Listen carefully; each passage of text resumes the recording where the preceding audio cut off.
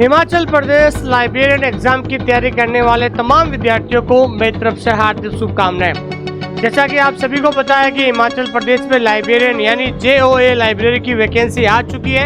आपसे एक बार पुनः निवेदन है कि जल्द से जल्द जाकर आप ऑनलाइन एप्लीकेशन फॉर्म भर दें। हालांकि अभी जो है हिमाचल प्रदेश में JOA लाइब्रेरी की जो पोस्ट है बहुत कम है, लेकिन ऐसे सुनने में आ रहा है कि आपके जो है पदों की संख्या कम से कम 200 प्लस होने वाली है दोस्तों। और अभी तक मैंने महसूस किया है जिस तरीके से बच्चों का रेस्पॉन्स इतना कम आ रहा है, मुझे ऐसा लग रहा है कि हिमाचल प्रदेश में नहीं के बराबर कंपटीशन है। तो आप सभी से मेरा विशेष निवेदन है कि आप पहले ऑनलाइन एप्लीकेशन फॉर्म भरें और अपनी तैयारी को शुरू करें दोस्तों। अभी तक हमने हिमाचल प्रदेश में इस क्लास से पहले 2 क्लास हमने पढ़ाई थी यूट्यूब पर, और हमने आपको बहुत अच्छा कंटेंट दिया और आप लोगों ने भी इस क्लास को बहुत ज़्यादा पसंद किया है। तो आपसे पुनः निवेदन है कि आज हम तीसरी क्लास लेकर आ रहे हैं जिसका नाम है 5 लॉज ऑफ लाइब्रेरी साइंस, यानी पुस्तकालय विज्ञान के 5 नियम या 5 सूत्र। ये एक ऐसा टॉपिक है जहां से हर एग्जाम के अंदर 2 या 3 सवाल परीक्षा के अंदर पूछे जाते हैं। आप सभी लोग मेरे साथ पेन और रजिस्टर उठाइए, जैसा मैं आपको पढ़ा रहा हूँ वैसे वैसे मेरे साथ नोट्स जरूर बनाइए, क्योंकि मेरा मानना है कि जब तक लिखोगे नहीं तब तक सीखोगे नहीं। एक बार आप लिखकर नोट्स बनाइए, उसके बाद 1-2 बार रिवीजन करके जब आप क्वेश्चन सॉल्व करोगे तब आपके अंदर एक नया कॉन्फिडेंस जागेगा दोस्तों। आइए शुरुआत करते हैं आज का टॉपिक जिसका नाम है 5 लॉज ऑफ लाइब्रेरी साइंस। जो विद्यार्थी पहली बार इस क्लास को देख रहे हैं उनसे मेरा विशेष निवेदन है कि आप हमारा ये जो टेलीग्राम चैनल है इसको जरूर ज्वाइन कीजिएगा। यहाँ पर हर छोटी मोटी जो अपडेट है आपको मिलती रहेगी, जिसका लिंक हमने डिस्क्रिप्शन के अंदर दे दिया है। अगर आप हमारे साथ तैयारी करना चाहते हैं तो प्ले स्टोर में जाकर ऐप डाउनलोड करें ऑनलाइन स्कूल इंडिया, और ऐप के अंदर जाकर जो फ्री कंटेंट है उस फ्री कंटेंट को आप जरूर देखें। और अधिक जानकारी के लिए दिए गए नंबर पे आप कभी भी कॉल या मैसेज कर सकते हैं। जो विद्यार्थी अभी तक व्हाट्सएप चैनल से नहीं जुड़े हैं, हमने लिंक डाल दिया है, व्हाट्सएप चैनल पर भी आप जुड़ सकते हैं दोस्तों आज का जो टॉपिक है हम शुरू करने जा रहे हैं, उस टॉपिक का नाम है दोस्तों 5 laws of library science. 5 laws of library science, जिसे हिंदी में कहते हैं पुस्तकालय विज्ञान। पुस्तकालय विज्ञान के 5 सूत्र। पुस्तकालय विज्ञान के 5 सूत्र भी कह सकते हैं, या फिर हम कह सकते हैं पुस्तकालय विज्ञान के 5 नियम भी कह सकते हैं दोस्तों। ये टॉपिक अपने आप में बहुत ज़्यादा इंपॉर्टेंट है। आप भी अपना पेन और रजिस्टर साथ में ले लीजिए, और जैसे जैसे मैं पढ़ा रहा हूँ, जैसे जैसे आपको नोट्स लिखवा रहा हूँ, एक बार आप पुनः जरूर लिखें ताकि आपको मज़ा आएगा। मेरा यहाँ उद्देश्य ये है कि मैं आपको लाइब्रेरी साइंस कैसे पढ़े ये सिखाना चाहता हूँ, ताकि आप जिस दिन आपको लाइब्रेरी साइंस पढ़ना सीख लिया उस दिन आपका सिलेक्शन भी हो जाएगा दोस्तों। ठीक है दोस्तों, सबसे पहले हम बात करते हैं 5 लॉज ऑफ लाइब्रेरी साइंस, पुस्तकालय विज्ञान के 5 सूत्र या नियम। आखिरकार ये 5 लॉज ऑफ लाइब्रेरी साइंस क्या है? तो ये क्या है दोस्तों? तो मैं पहला इंपॉर्टेंट नोट लिखा रहा हूं। ये क्या है? It is the first book. It is the first book of doctor Ranganathan. ये डॉक्टर रंगानाथन की पहली किताब है। क्या है दोस्तों? ये डॉक्टर रंगानाथन की पहली किताब है। तो आपको पता है डॉक्टर SR रंगानाथन कौन है? पुस्तकालय विज्ञान के जनक भारत में। तो डॉक्टर रंगानाथन की पहली पुस्तक यानी फर्स्ट बुक, पहली पुस्तक का नाम क्या है दोस्तों? 5 लॉज ऑफ लाइब्रेरी साइंस। ये सवाल पूछा जाता है कि डॉक्टर SR रंगानाथन की पहली किताब का नाम क्या है? तो डॉक्टर SR रंगानाथन की पहली किताब का नाम है 5 लॉज ऑफ लाइब्रेरी साइंस। ठीक है दोस्तों, उसके बाद हम बात करते हैं दूसरा, इस किताब की परिकल्पना कब हुई थी? परिकल्पना का मतलब होता है रेंडरिंग। रेंडरिंग या फिर हम कह सकते हैं कंसीविंग, अंग्रेजी वर्ड भी आपको कई बार ध्यान रखना है। इस किताब की जो है परिकल्पना कब की गई थी? इस किताब के बारे में कब सोचा गया था? तो ध्यान रखना है, इस किताब की परिकल्पना हुई थी 1928 में। और कहाँ पर? 1928 में एक कॉलेज है जिसका नाम है मीनाक्षी। तो मीनाक्षी कॉलेज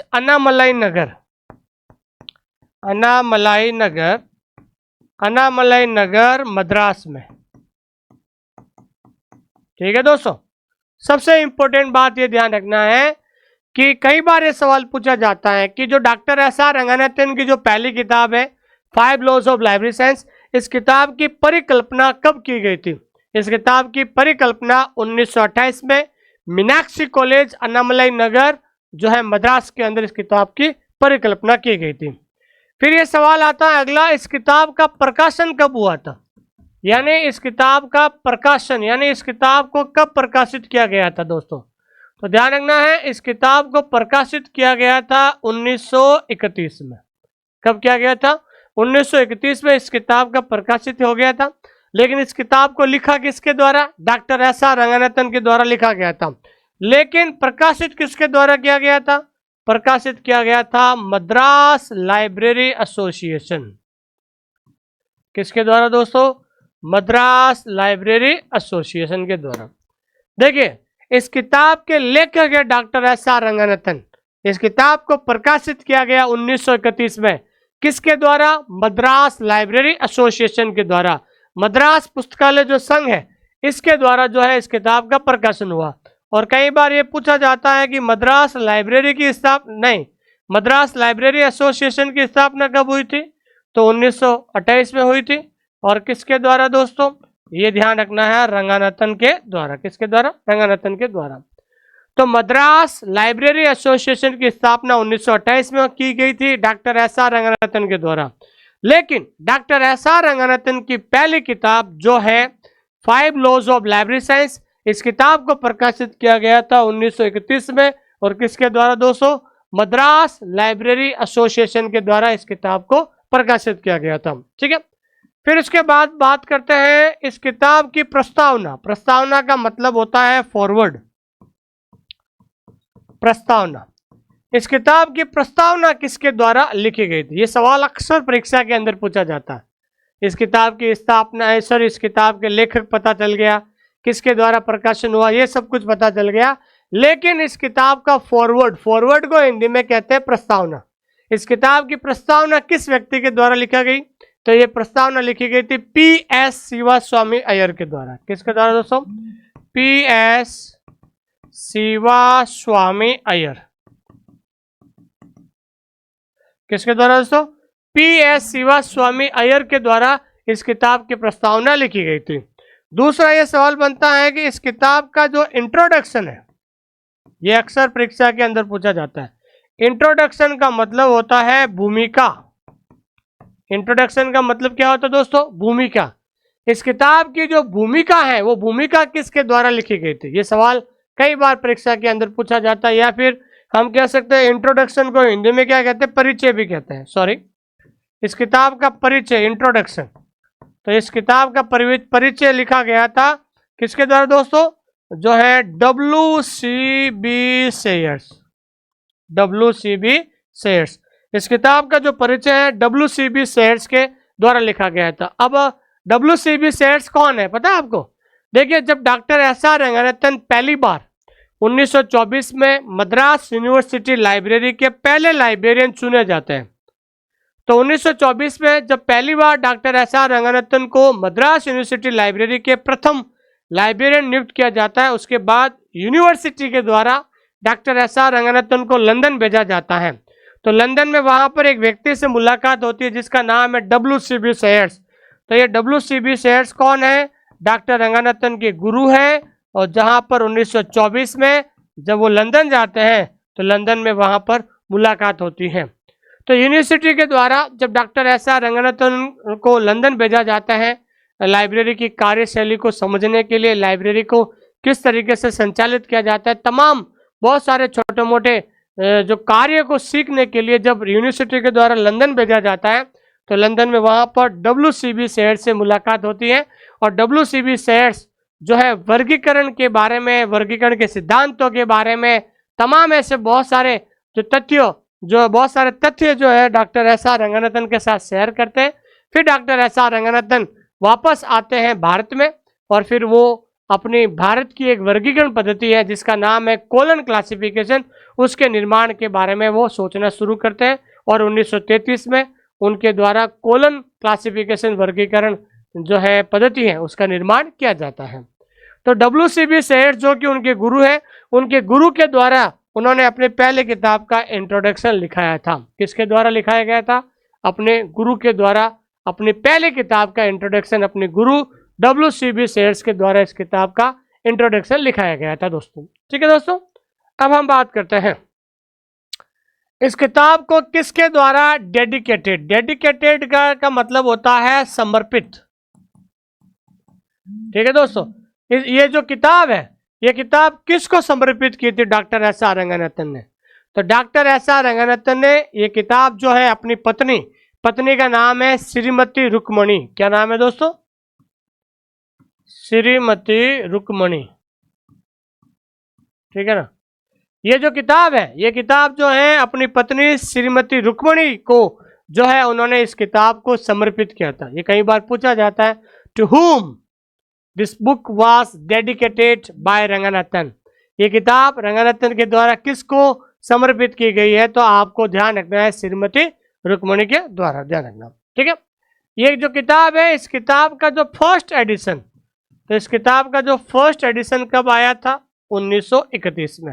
ठीक है दोस्तों, फिर उसके बाद सवाल बनता है कि इस किताब का सेकंड एडिशन यानी दूसरा संस्करण कब आया था?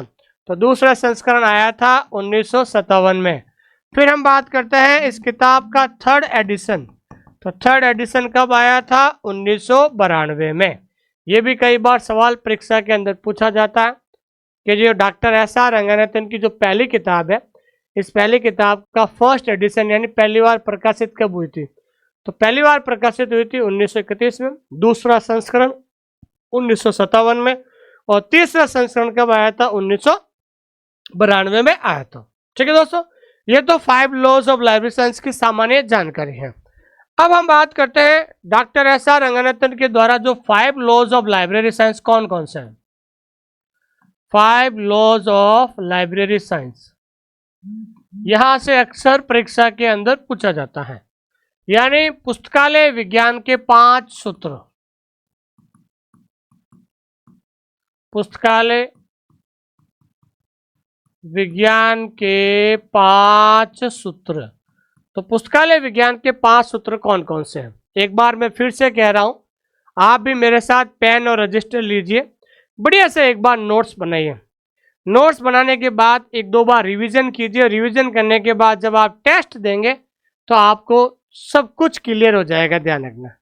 क्योंकि मुझे पता है कि आप में से 90% वो विद्यार्थी है जिन्होंने डिस्टेंस एजुकेशन से डिग्री डिप्लोमा प्राप्त किया है। ठीक है दोस्तों, इसलिए मैं आप सभी से बार बार यही कहना चाहता हूं कि प्लीज़ आप लिखिए जरूर, नोट जरूर बनाइए, रिवीजन कीजिए और जल्द से जल्द आप टेस्ट दीजिए, जिससे आपके अंदर एक नया कॉन्फिडेंस आएगा दोस्तों। ठीक है, 5 सूत्र कौन कौन से हैं? पहला है सूत्र, बुक्स आर फॉर यूज। क्या दोस्तों? बुक्स आर फॉर यूज, यानी पुस्तकें उपयोग के लिए है। क्या दोस्तों? पुस्तकें किसके लिए दोस्तों? उपयोग के लिए है। पहला नियम ये कह रहा है दोस्तों, बुक्स आर फॉर यूज, किताबें उपयोग के लिए। मतलब लाइब्रेरी के अंदर कोई भी किताब पड़ी है, अलमारी के अंदर कहीं भी किताब पड़ी है, वो सारी किताबें उपयोग में आने जरूरी है दोस्तों। अगर साल भर कोई किताब अगर अलमारी में पड़ी है, अगर वो उपयोग किसी भी यूजर के द्वारा अगर उस किताब को पूरे साल भर में नहीं पढ़ा गया है, इसका मतलब उस किताब को जब साल खत्म होता है, जब हम फिजिकल वेरिफिकेशन करते हैं, भौतिक सत्यापन करते हैं, फिर उस किताब को हटाकर उसकी जगह दूसरी किताब रख दी जाती है। क्योंकि उस किताब का जब यूजर ही नहीं मिला है तो वो किताब जो है उपयोगी नहीं हो सकती है। इसलिए पहला नियम ये कहता है डॉक्टर S.R. रंगानाथन का कि लाइब्रेरी के अंदर जितने भी किताबें हैं वो सारी किताबें क्या दोस्तों? उपयोग के लिए है। सभी किताबों का जो है उपयोग होना चाहिए यूजर्स के द्वारा। ठीक है, दूसरा नियम है एवरी रीडर हिज या हर बुक। एवरी रीडर हिज या हर बुक, यानी प्रत्येक पाठक को उसकी पुस्तक मिले। दूसरा नियम क्या कहता है दोस्तों? एवरी रीडर हिज या हर बुक, प्रत्येक पाठक को उसकी किताब मिले। जैसे मान लीजिए आप किसी लाइब्रेरी के लाइब्रेरियन हो और आपकी लाइब्रेरी में कोई यूजर आता है और यूजर को किताब मांगता है तो किताब वहां पर मिलनी चाहिए, ये दूसरा नियम कहता है। क्योंकि अगर कोई पाठक आपकी लाइब्रेरी में पढ़ने के लिए आ रहा है और जो किताब डिमांड वो मांग रहा है, अगर आपकी लाइब्रेरी में वो किताब नहीं है तो आपकी लाइब्रेरी का उसके सामने, उस पाठक के सामने गलत इंप्रेशन पड़ेगा। तो इसलिए रंगानाथन जी कहते हैं कि प्रत्येक पाठक को उसकी किताब मिलनी चाहिए, मतलब लाइब्रेरी में सभी प्रकार की किताबें होनी चाहिए। मान लीजिए आप किसी स्कूल के लाइब्रेरी के लाइब्रेरियन हो, आपके स्कूल में आर्ट्स, कॉमर्स, साइंस तीनों फैकल्टी चलती है, तीनों स्ट्रीम चलती है।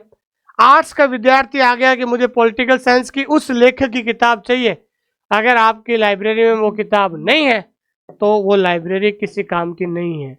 यानी प्रत्येक पाठक को उसकी किताब मिले, ये दूसरा नियम कहता है दोस्तों। ठीक है, तीसरा नियम कहता है कि एवरी बुक इट्स रीडर, यानी प्रत्येक पुस्तक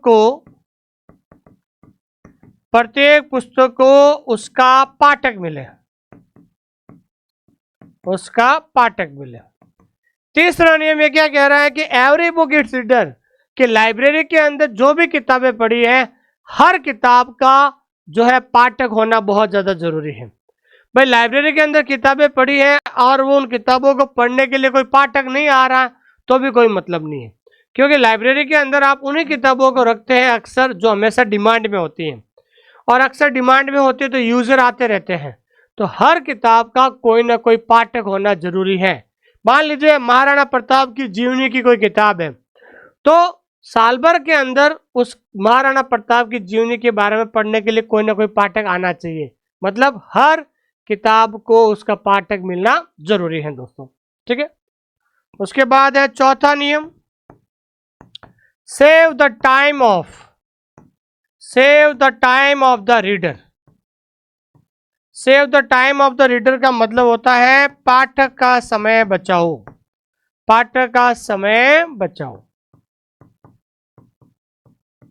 ठीक है ना, पाठक का समय बचाओ। मान लीजिए अगर आपके लाइब्रेरी के अंदर कोई पाठक आता है और पूछता है कि मुझे फिजिक्स की किताब चाहिए, तो आपके लाइब्रेरी के अंदर आपके द्वारा कोई ना कोई वर्गीकरण पद्धति जरूर फॉलो करनी चाहिए।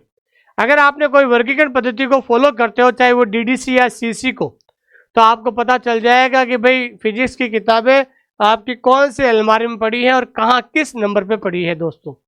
ठीक है दोस्तों, जैसे मान लीजिए कोई पाठक आता है और मान लीजिए आप किसी लाइब्रेरी में लाइब्रेरियन हो और पाठक आता है कि मुझे मैथमेटिक्स की किताब चाहिए, तो आपको पता होना चाहिए कि भाई आप अपनी लाइब्रेरी में डीडीसी को फॉलो कर रहे हो, तो मैथमेटिक्स किताब के लिए डीडीसी में कौन सा अंक है, 510, तो 510 वाले अलमारी में आप जाओगे, सीधा जो है वो मैथ्स की किताब उसको दे दोगे। ठीक है ना, इससे क्या होगा, पाठक का समय बचेगा, पाठक भी हैप्पी और लाइब्रेरियन भी हैप्पी, और आपकी जो लाइब्रेरी है वो पाठक के सामने एक बहुत बड़ा अट्रैक्शन और एक बहुत बड़ा जो है एक बहुत अच्छी इमेज जो है बनती है दोस्तों। इसलिए जितना हो सके पाठक का समय बचाने की कोशिश आप लोगों को करनी चाहिए। ठीक है, उसके बाद पांचवा, library is a growing organism. Library is a growing organism, यानी पुस्तकालय एक वर्धनशील संस्था है। पुस्तकालय एक क्या है दोस्तों, वर्धनशील संस्था है। Library is a growing organism, यानी पुस्तकालय एक वर्धनशील संस्था। वर्धनशील संस्था का मतलब क्या होता है, मतलब लाइब्रेरी हमेशा समय समय के हिसाब से अपडेट रहती है। आज लाइब्रेरी की जब शुरुआत होती है तो बजट कम होता है, तो हम हिंदी में न्यूज़पेपर लाते हैं, फिर धीरे धीरे बजट होता है तो हम इंग्लिश का न्यूज़पेपर शुरू करते हैं, फिर हम मैगजीन शुरू करते हैं, फिर हम पेरियोडिकल शुरू करते हैं, फिर समय समय बदलता है तो हम कंप्यूटर भी लगाते हैं वहाँ पर, फिर हम ट्रांसलेशन सर्विस जो है वहाँ पर शुरू करते हैं। तो library is a growing organism, यानी पुस्तकालय एक वर्धनशील संस्था है।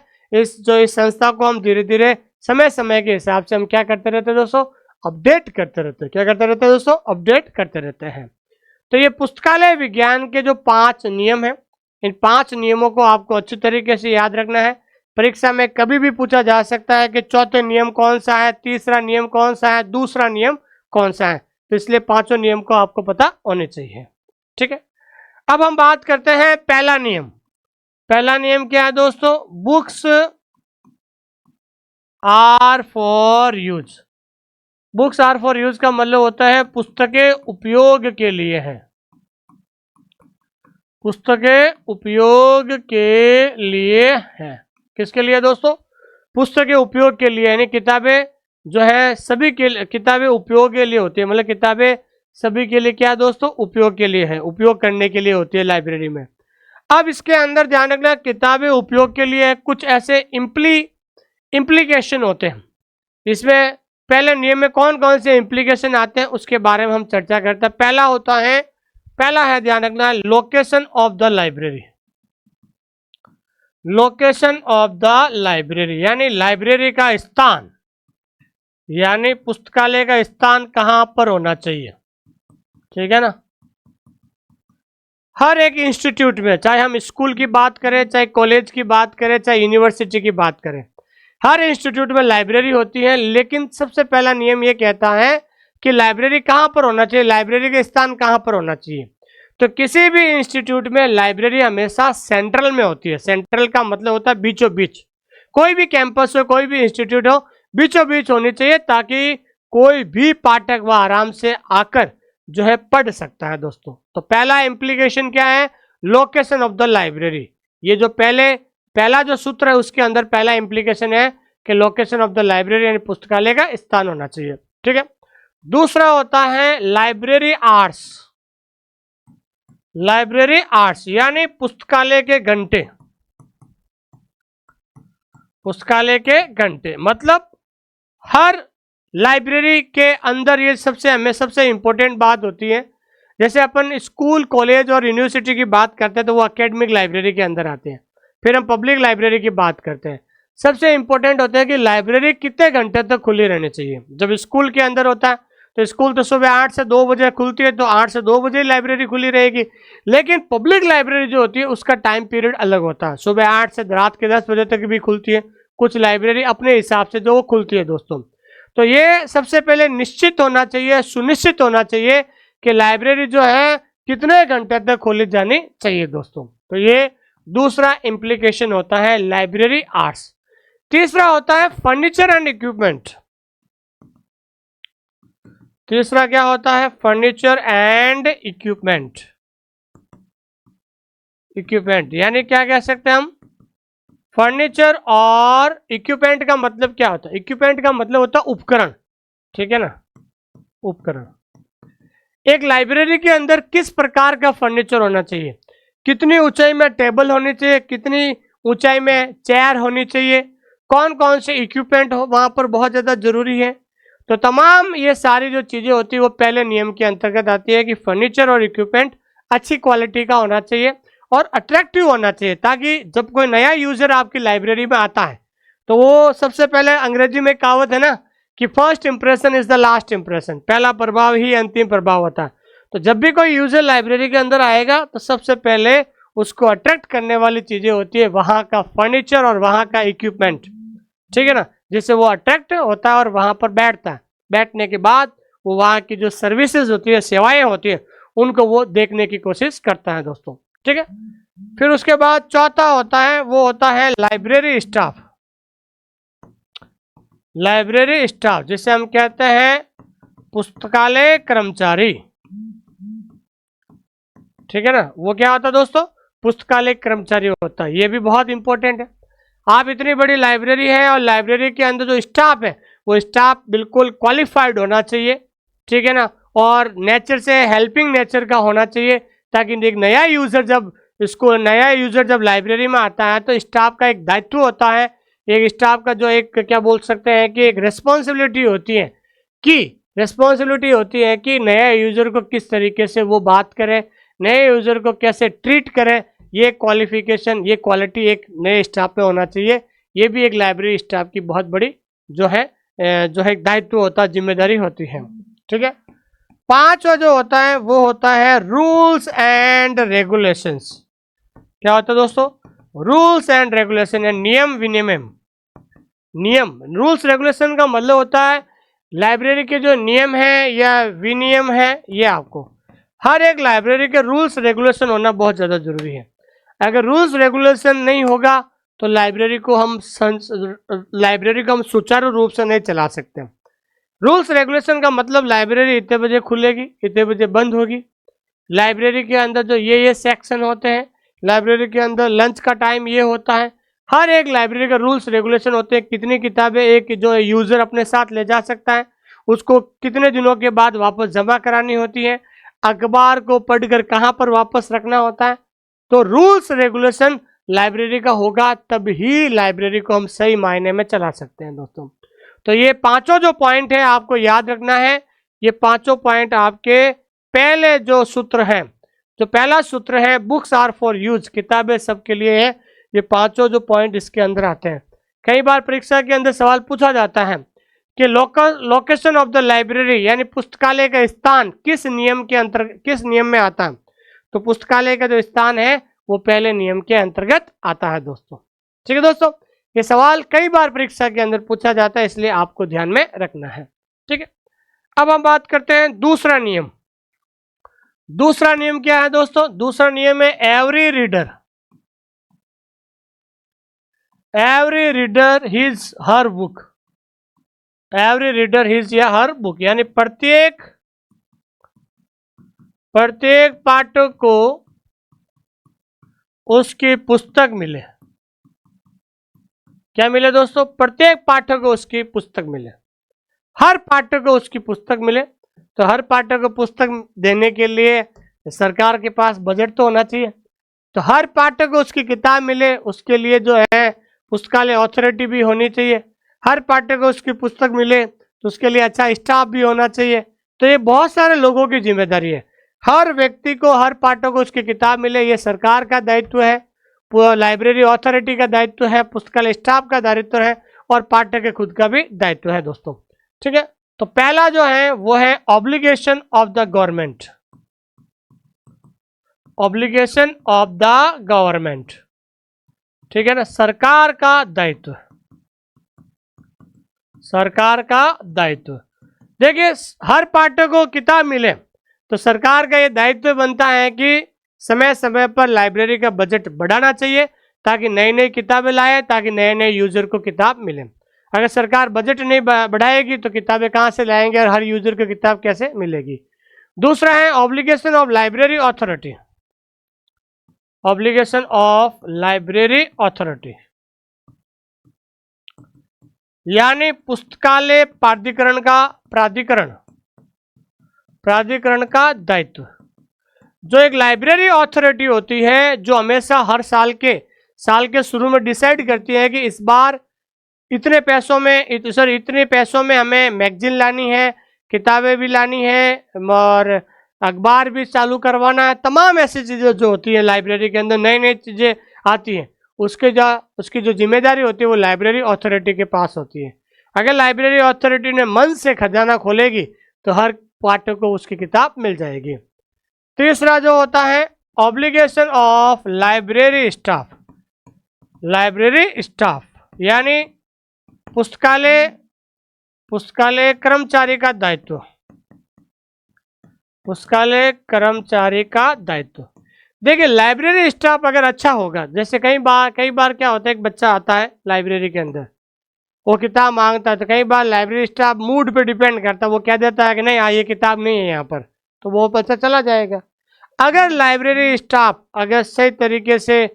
उसको सही तरीके से उनके साथ व्यवहार करता है तो लाइब्रेरी स्टाफ का एक दायित्व होता है कि हर किताब को पाठक मिले, यानी प्रत्येक पाठक को उसकी किताब मिले। तो पाठक आएगा तो किताब पढ़ेगा तो वो किताब भी सबके लिए काम आ जाएगी दोस्तों। ठीक है, और चौथा क्या होता है ऑब्लिगेशन ऑफ, सबसे important, obligation of readers. Obligation of the readers यानी पाठक का दायित्व। क्या दोस्तों? पाठक का दायित्व। देखिए, एक पाठक का भी दायित्व होता है, दायित्व मतलब जिम्मेदारी होती है। पाठक की जिम्मेदारी ये होती है कि आज मैं कोई किताब लेके गया तो 5 दिन के बाद मैं वापस जमा कराऊं ताकि नया पाठक आया तो उसको मिल जाए। मान लीजिए आज मैं किताब लेकर जाता हूं और अगले दिन कोई दूसरा पाठक आता है कि सर ये किताब मुझे चाहिए, तो लाइब्रेरी स्टाफ ये क्या कहेगा कि भाई इस नाम के लड़के ने ये किताब कल लेके गया है, 4 दिन के बाद जमा कराएगा। अगर आप 4 दिन के बाद जमा करा देते हो और फिर 4 दिन के बाद दूसरा जो पाठक है वो जो पहले आया था वो वापस आता है इस किताब को लेने के लिए, अगर आप जमा नहीं कराओगे तो दूसरा पाठक तो फिर परेशान हो जाएगा। तो एक पाठक का भी दायित्व होता है कि वास्तव में सही जितने दिनों के लिए आपको किताब ले जानी है पढ़कर वापस लाइब्रेरी में जमा कराएं, ताकि अन्य पाठक भी जो है उसको पढ़ सके दोस्तों। तो आज हमने इस क्लास में 2 हमने सूत्र पढ़े हैं और दोनों सूत्र के हमने क्या पढ़े हैं, ये चारों पॉइंट्स हमने पढ़े हैं। ये पॉइंट्स यहीं से सवाल परीक्षा के अंदर बनते हैं दोस्तों। ठीक है दोस्तों, तो आज हमने जो पढ़े हैं, जो आपने नोट्स बनाए हैं, जो अभी तक हमने पढ़े हैं, इनमें सवाल कैसे बनते हैं उन सवालों का जवाब आप सभी लोग कमेंट करके दीजिए दोस्तों। ठीक है, और हमने आप लोगों के लिए स्पेशली हिमाचल प्रदेश का बैच शुरू कर दिया है, लाइव प्लस रिकॉर्डेड। आप हमारा प्ले स्टोर में जाकर ऐप डाउनलोड करें, online school India demo class देखें और आप हमारे साथ जुड़े। ऑल इंडिया में, पूरे भारत में हमारे अलावा कोई भी हिमाचल प्रदेश का आपको कोर्स नहीं पढ़ाता है, ये भी मैं आपको जानकारी में बता दूं। बाइलिंगुअल कंटेंट आपको मिलेगा। पहला सवाल है library science 5 laws of library science, ये किताब को पहली बार कब प्रकाशित किया गया था? सभी लोग कमेंट में जवाब दीजिए। पहली बार कब प्रकाशित किया गया था? पहली बार प्रकाशित किया गया था 1931 में। दूसरा सवाल का जवाब दीजिए, डॉक्टर एस.आर. रंगनाथन द्वारा लिखी गई पहली किताब कौन सी है? इन चारों में से पहली किताब डॉक्टर एस.आर. रंगनाथन की कौन सी है दोस्तों? तो डॉक्टर एस.आर. रंगनाथन की पहली किताब है 5 लॉज ऑफ लाइब्रेरी साइंस। ठीक है, अगला सवाल है 5 लॉज ऑफ लाइब्रेरी साइंस के पहले संस्करण की प्रस्तावना, मैंने बताया था आपको, प्रस्तावना किसके द्वारा लिखी गई? प्रस्तावना का मतलब होता है फॉरवर्ड। तो ये प्रस्तावना लिखी गई थी, प्रस्तावना से पी याद रखना, प्रस्तावना से P.S. शिवास्वामी अय्यर, ये प्रस्तावना लिखी थी। ठीक है, पुस्तकालय विज्ञान के 5 नियम पुस्तक के प्रकाशक कौन है? प्रकाशक का मतलब होता है इस किताब को पब्लिश किसके द्वारा की गई थी?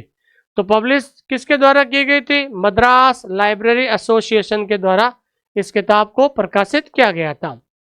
फिर अगला सवाल है निम्नलिखित में से कौन सा प्रथम नियम में शामिल है? मैंने बताया था आपका पहला नियम है बुक्स आर फॉर यूज, इसमें 5 इम्प्लीकेशन बताया था। कौन कौन सा है? एक तो पुस्तकालय का स्थान है और दूसरा लाइब्रेरी आर्ट्स है। तो 1 और 3, तो 1 और 3 कहां पर है दोस्तों? ये 1 और 3 यहां पर है। ठीक है दोस्तों, अगला 5 लॉज ऑफ लाइब्रेरी साइंस की भूमिका किसने लिखी थी? भूमिका का मतलब क्या होता है? इंट्रोडक्शन अपनी किताब का इंट्रोडक्शन किसके द्वारा लिखाया गया था? वो W.C.B. सेयर्स अपने गुरु के द्वारा लिखाया गया था। अगला सवाल है पुस्तकालय विज्ञान के 5 सिद्धांत किसको समर्पित है? अपनी किताब जो है किसको समर्पित की थी? अपनी पत्नी, और पत्नी का नाम क्या दोस्तों? श्रीमती रुक्मणी देवी। अगला सवाल है पुस्तकालय विज्ञान के 5 सिद्धांतों में से नहीं है, कौन सा नहीं है दोस्तों? तो ध्यान रखना है library is the resource sharing, ये 5 सिद्धांतों में से एक नहीं है दोस्तों, ये नहीं है। अगला है कौन सा सिद्धांत ये संदेश देता है कि पुस्तकालय को ऐसे केंद्रीय स्थान यानी किसी भी इंस्टीट्यूट के सेंटर प्लेस में होनी चाहिए? ये कौन सा सिद्धांत कहता है?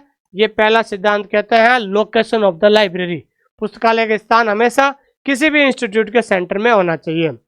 प्रथम नियम का प्रभाव नहीं है इसमें से कौन सा? देखो प्रथम नियम, फर्स्ट नियम हमने पढ़ा था, ये है, लाइब्रेरी यूजर कभी नहीं होता। ठीक है ना, फर्स्ट जो नियम है मैंने 5 इम्प्लीकेशन लिखाए थे उसमें लाइब्रेरी यूजर नहीं है दोस्तों, पहले नियम में नहीं है लाइब्रेरी यूजर।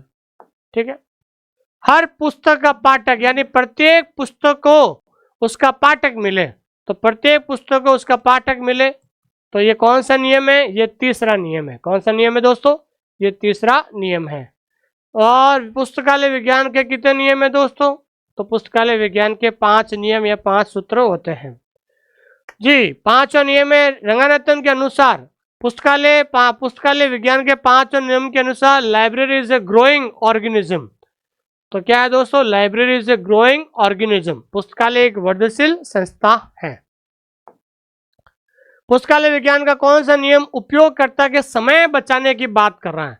तो समय बचाने की बात कौन सा करता है दोस्तों? चौथा, क्योंकि चौथा नियम कहता है save the time of the reader, पाठक का समय बचाओ। अगला है पुस्तकालय विज्ञान का पांचवा नियम क्या कहता है? पांचवा नियम क्या कहता है?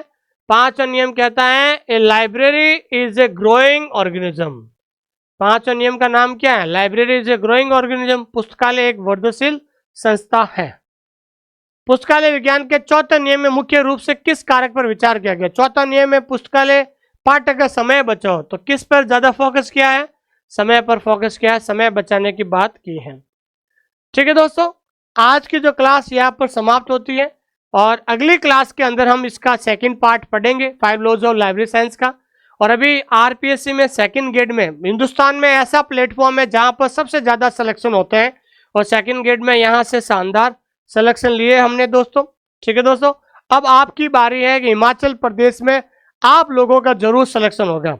तो जिस विद्यार्थी का इस वैकेंसी में सिलेक्शन होगा उस विद्यार्थी को मैं पर्सनली जोधपुर बुलाऊंगा और उसका स्पेशल इंटरव्यू रखेंगे दोस्तों। तो हिमाचल प्रदेश का जो आपका जो सिलेबस है 120 क्वेश्चंस का, ठीक है ना। पहले हमने फीस रखी थी 6,000 रुपये, अभी आपका 50% ऑफर चल रहा है। क्या चल रहा है दोस्तों? 50% ऑफर, मात्र 2,999 में कंप्लीट आपको सिलेबस मिल जाएगा। जीके जीएस भी और लाइब्रेरी साइंस भी आपको मिल जाएगी दोस्तों। ठीक है दोस्तों, और जब तक लिखोगे नहीं तब तक सीखोगे नहीं। जितना जल्दी हो सके लिखकर सिलेबस पूरा कीजिए। अगर आपको ये तीनों किताबें मंगानी है, पीवाई क्वेश्चन, ये तीनों किताबें आपको ये जो राजदीप बुक डिपो जो वेबसाइट है, गूगल में जाकर आप जैसे ही इस वेबसाइट पे जाओगे आप ये तीनों किताबें मंगा सकते हैं। ये तीनों किताबें बायलिंगुअल है। अधिक जानकारी के लिए यहाँ पर कभी भी कॉल कर सकते हैं दोस्तों। ये क्लास कैसी लगी आपको? इस क्लास को जरूर अपने दोस्तों के साथ शेयर कीजिए, कमेंट कीजिए, एक पॉजिटिव जो है रिस्पॉन्स जरूर दीजिए, जिससे आपके हमें भी अच्छा लगे कि भाई जो हम आपके लिए मेहनत कर रहे हैं आपको कैसा लगा। और जो विद्यार्थी हमारे एप्लीकेशन से जुड़ना चाहते हैं, प्ले स्टोर से ऐप डाउनलोड करें ऑनलाइन स्कूल इंडिया और अपने दोस्तों के साथ शेयर करें। Thank you very much.